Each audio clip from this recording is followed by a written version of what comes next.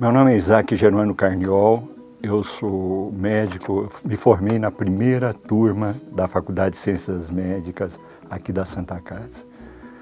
Eu creio que minha vida pessoal, profissional, teve raízes que influenciaram muito minha vida pessoal, profissional, familiar.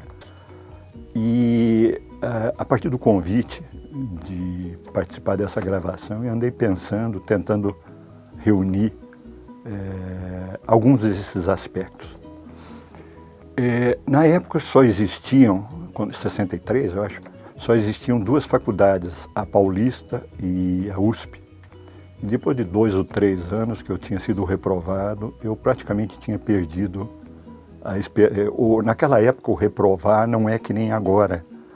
O reprovar era terrível perante a família, eu não entrar na faculdade era mais ainda.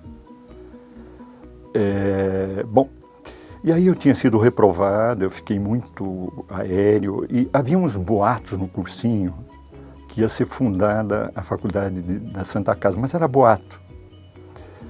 E eu tinha passado já em frente à Santa Casa, mas diante da notícia de que eu tinha sido reprovado, que saía nos jornais, me parece, não tenho certeza, eu saí andando de casa, andando, e de repente eu me deparei com um muro de tijolo vermelho, alto, e do lado, me parece que ainda existia a roda da Santa Casa, aquela roda que colocavam aqueles bebês que as mães rejeitavam e as freiras.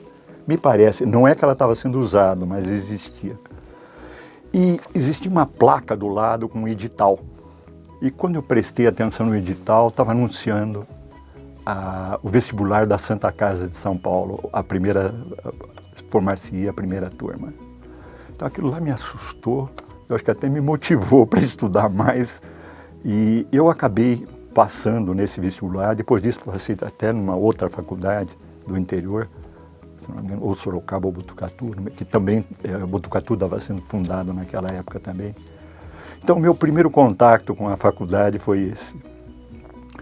Meio mágico, na verdade eu não acredito em mágica, mas alguma coisa inconsciente minha dirigiu aquele muro que eu mal tinha passado e com o anúncio do vestibular. Eu acabei passando e passei nos primeiros lugares.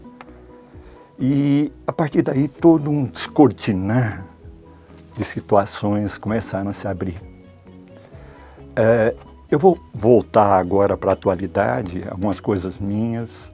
Eu tive uma carreira acadêmica, eu fui professor titular de psiquiatria da Unicamp, eu fui cientista, publiquei alguns trabalhos que, à época, entre os anos 70 e 80, era sobre o canabidiol, em colaboração com o professor Carlini, que também veio da Santa Casa, era o professor de farmacologia, e que estavam entre os trabalhos mais citados na literatura internacional daquela época, de todas as áreas da ciência, daquilo que era produzido no terceiro mundo. Então foi um trabalho que teve um destaque muito grande.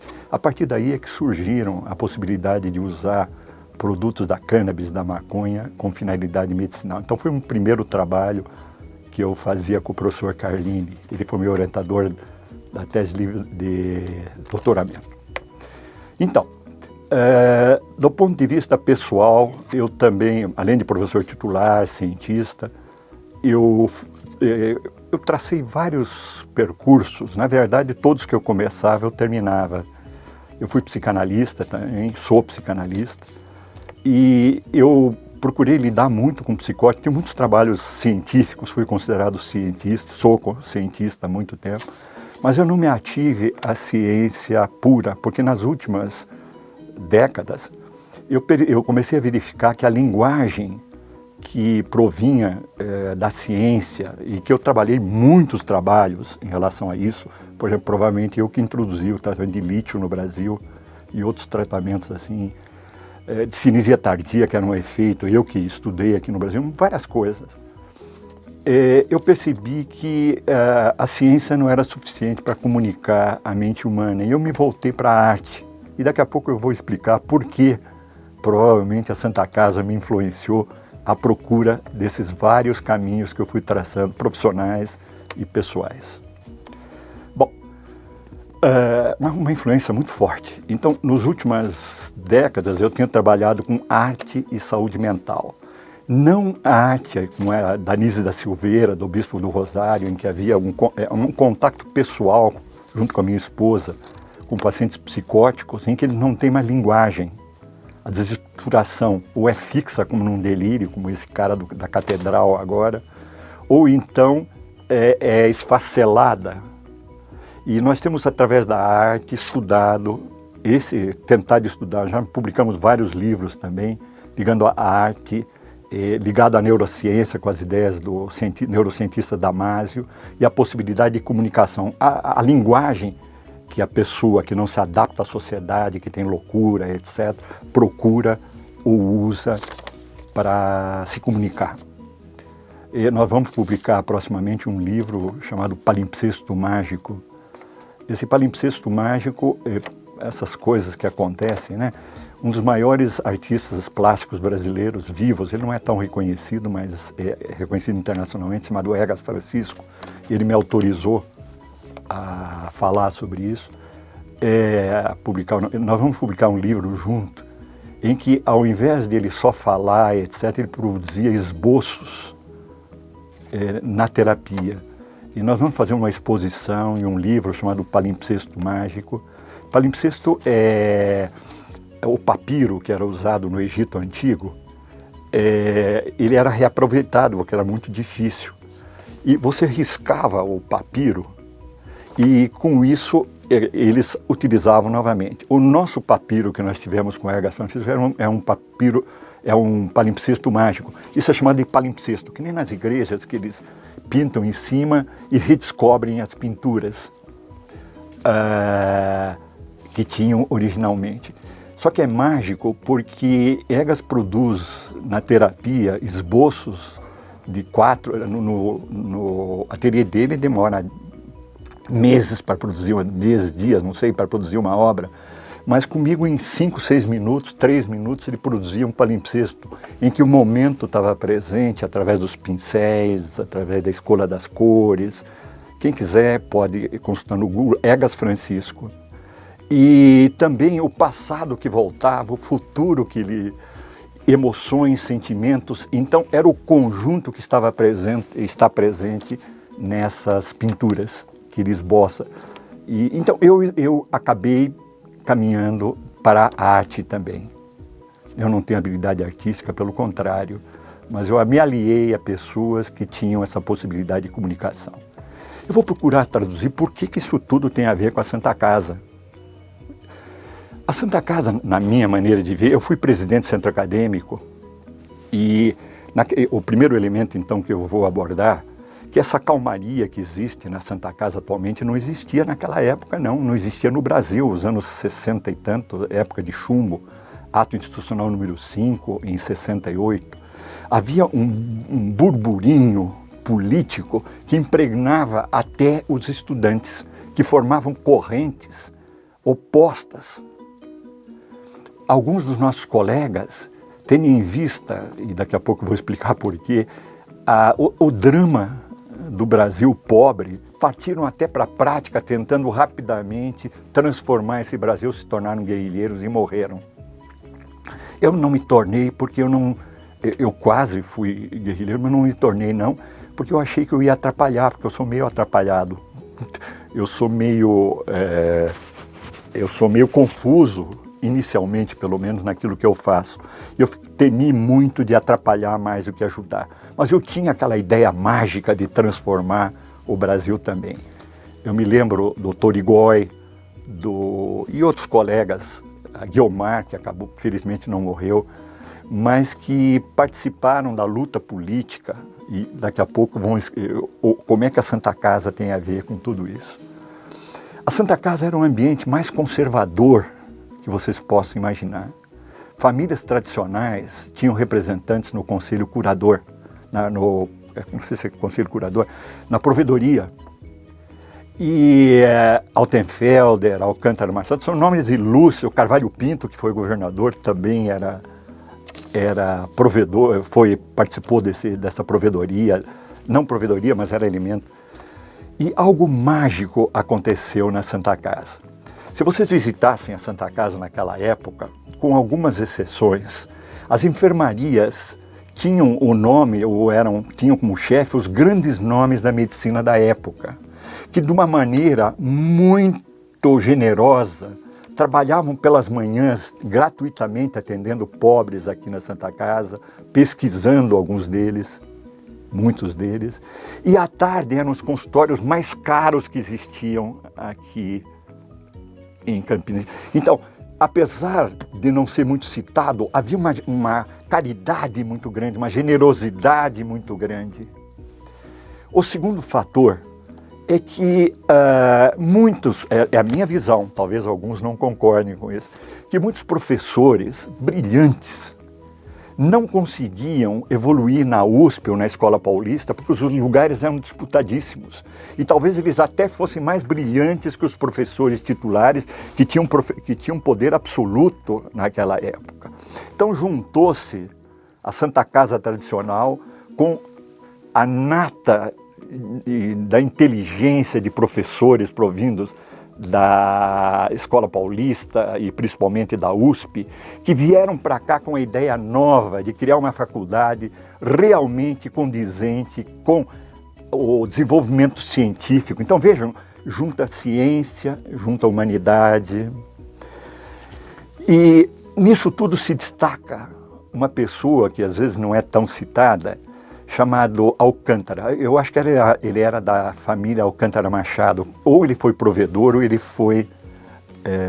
ele era uma das pessoas mais maravilhosas, mais generosas, mais cultas que eu já conheci. Ele era dono de poços de petróleo no Panamá, se não me engano, uma pessoa muito rica.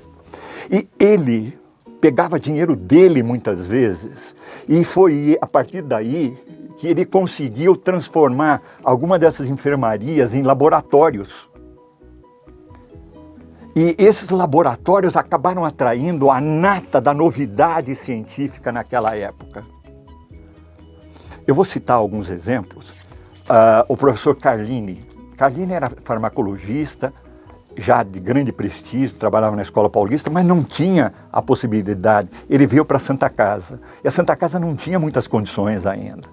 E o laboratório dele, no início de pesquisa, veja bem, é minha visão, talvez alguém me desminta isso, ele dividia uma sala grande com uma corda. Daqui para cá é meu escritório, onde eu recebo os alunos, da corda para lá é o laboratório. Então são coisas meio mágicas que acabam se juntando. Ao lado disso, então, caridade, generosidade, considerar um Brasil paupérrimo. E nisso eu lembro do Guedes. Guedes era o nosso professor de saúde pública, qualquer coisa assim, que ele nos trazia o cru dessa situação, estatísticas, etc. Talvez, e não é que o Guedes os tenha induzido, mas diante daquela dramaticidade, alguns colegas quiseram magicamente transformar e partiram para a guerrilha. Mas, de qualquer maneira, o Guedes nos trouxe a crueza da situação de saúde pública. Ele foi secretário de saúde durante várias... Então, veja como as coisas começam a se misturar, começam a se encaixar. E, ao lado disso, desde o início, a faculdade teve interesse por arte. Havia um contraste muito grande, que, ao mesmo tempo, havia um interesse por técnica, a técnica necessária, conhecimento científico sempre me acompanhou, é a obrigação do profissional. Mas o humano nem sempre é considerado. Atualmente, os médicos que se formam, eles nem olham mais para, apesar, eu formei centenas de residentes, etc., nem olham mais para o paciente, apesar de eu ter insistido muito. Eles olham para o computador, sabe? Eles olham para o computador e nem chegam a sentir o cheiro, a emoção que aquela pessoa desesperada. E a psiquiatria está muito engaixada também nessa corrente. É muito ligada à cura das doenças. Na verdade, não tem cura. Os medicamentos ajudam a pessoa, pelo menos, não desestabilizar e não matar gente na catedral, como aconteceu em Campinas, mas não cura. Bom, vamos voltar à arte. Desde o início, a faculdade que tinha essa tecnologia com nomes tipo Dino de Almeida, o Alcântara teve cuidado de, no nosso centro acadêmico, colocar uma escultura do Mário Cravo, acho que é Mário Cravo Neto, um dos maiores escultores baianos, o Pássaro. Eu fiquei muito triste que outro dia eu fui no centro acadêmico, quando teve a comemoração do jubileu, que desapareceu aquela escultura. Onde é que foi, meu Deus? O pássaro, será que não voa mais? Meu Deus, por favor, alunos da Santa Casa, providenciem esse pássaro de novo e comecem a voar nessas asas que nos deram tantos privilégios. Então, a faculdade foi muito ligada à arte. Por exemplo, havia o Dino de Almeida, que era o melhor professor de técnica cirúrgica na época, e ao mesmo tempo convidaram a Virginia Bicudo, que era psicanalista, subjetividade. Os alunos até se revoltavam contra ela, porque está falando bobagem, está perdendo tempo, mas me influenciou muito. Décio Altimari, que era nosso professor de genética, mais uma vez tecnologia, excelente professor, nos dava seminários paralelos, não fazendo parte do currículo da escola de arte, e foi ele que me introduziu nesse tipo. Nós tínhamos um coral que existe até hoje. Nós formávamos um jogral, teatro. E quando como é que é o seu nome mesmo? Oscar. Quando eu vim para cá com o Oscar, onde está sendo gravado, eu passei perto daquele anfiteatro novo. Uma vez nós trouxemos uma orquestra para tocar lá, para ver que se acordava os doentes da Santa Casa, para participarem da vida que a arte transmite. Então, a Santa Casa foi um conluio de encontros, às vezes dramáticos, às vezes de briga. Eu fui presidente do centro acadêmico, eu nem sabia o que era comunismo, achava chatíssimo. O meu apelido, dado por alguns colegas, era melancia. Verde, amarelo por fora e vermelho por dentro. Na verdade, eu ia nas passeatas porque tinha umas mulheres bonitas. Eu ia para participar. Mas, de qualquer maneira, junto com outros colegas, influenciado pela situação dramática do Brasil, nós formamos uma chapa chamada Integração. E essa chapa de integração ia de encontro às ideias mais tradicionais, das famílias tradicionais, que filhos participavam, e nós acabamos ganhando a eleição. Se vocês imaginem, no ambiente mais conservador de São Paulo, ligado à tradição família e propriedade, aquelas passeatas que tinham, Isaac, um judeu, dito comunista, eu nem sabia o que era comunismo, nem sei, talvez hoje, se eu sei direito o que é, e acho que se o Marx viesse de volta, ele também não entenderia muito o que está acontecendo. Mas, de qualquer maneira, judeu, comunista, presidente do centro acadêmico de uma faculdade das mais tradicionais que existiam aqui. Então, vejam a diferença da nossa faculdade, de faculdades mais tradicionais como USP. Esse pulular, esse encontro, essa divergência, mas uma divergência que dava frutos. Eu vou contar um episódio fantástico. A gente lutava para ter bolsa de estudo, porque a faculdade era paga. Então, como a Santa Casa tinha muitas possibilidades de trabalho, com isso a gente pagava boa parte da mensalidade da faculdade. E me colocaram para trabalhar junto à fotografia da patologia. Eu não tinha jeito nenhum para coisa, eu era uma desgraça para aquilo. E é interessante que naquele momento da minha vida não conseguia lidar com aquela técnica. Posteriormente eu lidei com espectroscopia de absorção atômica, quando eu fiz pós-doutoramento na Dinamarca, na Inglaterra. Com as técnicas eu conseguia. Então, naquele momento da minha vida, eu era um desengonçado. Segundo meu pai, eu era um ramiânclo. Ramiânclo é o desengonçado. Mas não era um desengonçado constante, era um desengonçado naquele momento da minha vida. E o Alcântara fez uma coisa fantástica, porque ele percebeu que naquele momento eu não servia para isso. Ele me chamou e me disse: Isaac, nós não estamos conseguindo reconhecer a faculdade como de utilidade pública, nós estamos pagando imposto, não podemos pagar imposto. E eu consegui o que os políticos, o que os jornalistas não tinham conseguido. Eu não sei como, mas eu tive a habilidade de, naquele momento da minha história, quando eu ganhei a eleição, de conseguir algo que a faculdade não estava conseguindo. Falei com a Conceição da Costa Neves, conversei com ela, eu tinha ideias totalmente opostas a ela, mas ficamos amigos. Bom, muitos que votaram em mim discordavam de mim politicamente, mas votaram em mim pelo coração. Havia uma comunicação em relação a alguns colegas. Foi uma surpresa muito grande, porque um dos que votaram em mim, depois eu vi liderando teve a passeata ali na Praça da República, família, propriedade e aquelas coisas. Então, eu estou tentando transmitir, eu não sei se consigo, esse fervilhar que era a Santa Casa. E, na verdade, esse fervilhar até entre os estudantes já tinha, por exemplo, era a chapa Integração que nós participávamos. Tinha comunista, tinha cara de coração que estava lá apoiando. Não que não tivesse coração do outro lado, mas era um coração dirigido para outras instâncias. Mas então, nós ganhamos a eleição. E um dos colegas meus falou uma coisa muito... Ele foi derrotado, o grupo dele, não me lembro bem. E ele falou que quem não era competente não se estabeleça. Uma frase para mim muito sentido. Outro dia, quando eu falei isso para ele ficou muito bravo comigo, relembrando aquela época, né? Falou, o que é que você está brigando agora? Agora é uma outra época. Bom,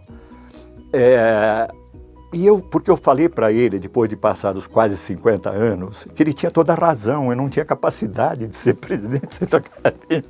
Graças a Deus que eu fui demovido, foi retirado pela Lei Suplicy. A Lei Suplicy era uma lei do governo militar que o nosso centro acadêmico era Centro Acadêmico Manuel de Abreu, CAMA. E eles colocaram Diretório Acadêmico Manuel de Abreu, porque só poderia ser candidato a presidente quem tivesse aprovação, era mais ou menos isso, da diretoria, da faculdade. Bom, outros nomes, Atier, Maffei, Carline e outros, meu Deus, eram pessoas fervilhantes dentro disso tudo. As nossas assembleias de centro acadêmico, eu acredito que até alguns colegas foram armados, para vocês terem uma ideia do ambiente político daquela época, que quando se fala, eles não existiu, agora você já tem 75, 76 anos para você esquecer tudo isso. Eu não esqueço, está tudo dentro de mim. Aliás, o que me motiva até hoje, eu tenho iniciativas, eu tenho mais de um casamento, tenho 5 filhos, agora 4 netos mais 2 que vão nascer, trabalho em pesquisa ainda. Então, a Santa Casa me deu isso, esse fervilhar. Por exemplo, o nome Manuel de Abreu, fui eu que defendi, talvez até influenciado, o Guedes não sabe, pelo Guedes. Ou o Guedes, uma aula, uma conferência, porque ele mostrava um Brasil muito pobre. Manuel de Abreu, ele tinha o metabriografia, que era um tipo de radiografia que dava para diagnosticar tuberculose em grandes massas facilmente, quando você ia fazer E eu defendi, o outro lado defendia um outro nome mais ligado à tecnologia, etc. E eu ganhei. Então, Centro Acadêmico Manuel de Abreu, depois Diretório Acadêmico, eu participei disso. Eu sentei no colo do Atier uma vez, porque teve um show de calouros e eu fazia o papel do corpo humano, era uma profissão. Human body era o defunto que vinha, e era um trabalho ser defunto e depois ia para casa. Human body. E eu, para entrar em palco, quase bebi, quase entrei em coma, até fui no pronto-socorro depois, vestido de mulher numa outra cena, participando do jogral, etc. Eu tive a coragem, o Atier era um dos caras mais sérios que vocês podem imaginar. A risada dele era uma coisa meio difícil, uma risada meio entrecortada. Sentei no colo dele, não gostei. Ele estava na audiência. Então foi uma época mágica, uma época cheia de energia. O problema dos excedentes, que a gente não sabe por quê, mas via que por que esses caras não podem estudar. Eu particularmente fui falar com vários pessoas da provedoria, etc., tentando lutar. Isso não é conhecido, mas não tem importância. Para que os excedentes fossem recebidos. Alguns professores que provinham, por exemplo, de órgãos da ONU, vieram para cá. Como é que chamava o professor de anatomia? O Aidar. Meu Deus, ele trouxe uma tecnologia que não existia na USP. As nossas aulas de anatomia eram fantásticas, eram coisas maravilhosas. Aqueles laboratórios iniciais de fisiologia, microbiologia, quando você formava o laboratório, você destruía paredes, você abria paredes, e essas paredes tinham 1 metro de largura. Então, ao mesmo tempo, você deparava com aquele tijolo, com terra no meio, e ao mesmo tempo um laboratório moderníssimo do lado. Então, era uma contradição viva. E quando eu ganhei a eleição, já passou o tempo, você quer que eu pare? Quando eu ganhei a eleição do centro acadêmico, o Alcântara, ele percebeu o mal-estar que saiu, e ele convidou a mim e o colega para almoçar no restaurante francês, que tem aqui no Lago do Arocho, não sei o nome. Le Troquet? Não sei como é que é o nome. Le Casserole? Le Casserole. Imagine eu, com 18 anos, 20 anos, almoçar no Casserole. Eu nem sabia pedir, eu achei o prato pequenininho, por sinal, naquela época. E ele me ensinou uma das frases, eu devo muito ao Alcântara. Antes que o colega opositor chegasse, e ele estava tentando fazer as pazes entre eu e o opositor. Ele me falou uma frase: vence quem vence na vitória. Isso é geralmente esquecido. O ganhador pisa em cima do vencido. Isso deu origem a guerras, e do ponto de vista pessoal, cria inimizades e assim por diante. Então eu aprendi muito. Nós fazíamos, na época de centro acadêmico, campanhas em favelas. Dona Maria, seu João, venha tirar a sua chapinha do pulmão. Ligado a um professor da epidemiologia, e o Morrone, que foi um colega nosso, eu não sei porque eu estava meio atrapalhado na época, eu não persegui para tratar essas pessoas, mas um outro grupo tratou esses pacientes da favela que nós descobrimos numa campanha. Então nós saímos na comunidade, nós saímos com o coral para cantar. Eu cantava tão mal que o maestro, como é que chamava o maestro, um baixinho, Davi, e posteriormente aquele outro maestro falava para eu fazer dublagem quando eu fazia a apresentação, porque eu ficava tão nervoso, e eu sou nervoso, eu sou muito ansioso, Bom, o que eu quis passar em conjunto é que deste caldeirão de múltiplas possibilidades, eu tinha colegas, por exemplo, a Santa Casa estava aberta a todos. No segundo ano de faculdade eu tinha colegas que já operavam, porque os médicos antigos da Santa Casa propiciavam oportunidades. Eu me lembro de nomes como Geraldo Burru. Geraldo Burru ele teve uma influência fantástica sobre mim, porque ele recebia aqueles pacientes pobres do interior e tratava ele é filho do Celestino Burru, ele tratava com uma caridade, generosidade, respeito humano. O Castelo, pelo contrário, era tecnologia, O Hungria, que era um ortopedista, tinha tomara o Brasil seja guiado por pessoas como ele. E parece que o filho dele também foi ortopedista. Eu não tenho mais contato, mas é uma admiração por ele, pelo pai dele. Numa época em que havia muito preconceito em relação à sexualidade, mas de qualquer maneira uma aceitação em relação a isso. Então era um turbilhão, era um fervilhar de criatividade. Existe uma frase de um pintor surrealista chamado, como é que é o nome dele? Agora a idade começa a influenciar, começo a esquecer os nomes. O Salvador Dalí, que ele era de uma criatividade intensa, né? E ele dizia que a única diferença entre eu e o louco é que ele não era louco, porque ele entrava na loucura em que as coisas não estavam tão organizadas para criar coisas novas. Depois ele saía disso e vendia os quadros. Bom, em linhas gerais, era isso. Isso não impediu que eu tivesse uma carreira do ponto de vista formal.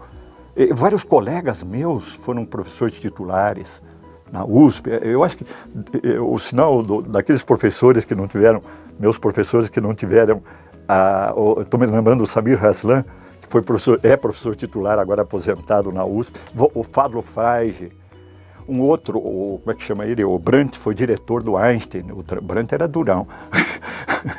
Ele tinha provavelmente me considerava um desengonçado, um cara sem jeito, etc. E eu admirava, porque ele me ensinou por que acontece uma revolução. Nós fomos visitar, nós íamos a teatro junto, e numa das peças, se eu não me engano foi Quem Tem Medo de Virginia Woolf, ele me ensinou uma coisa fantástica. Ele fez um comentário: por que acontece uma revolução? Por que acontece uma revolução? A revolução acontece porque o padeiro brigou com a mulher e sai para a rua meio brabo.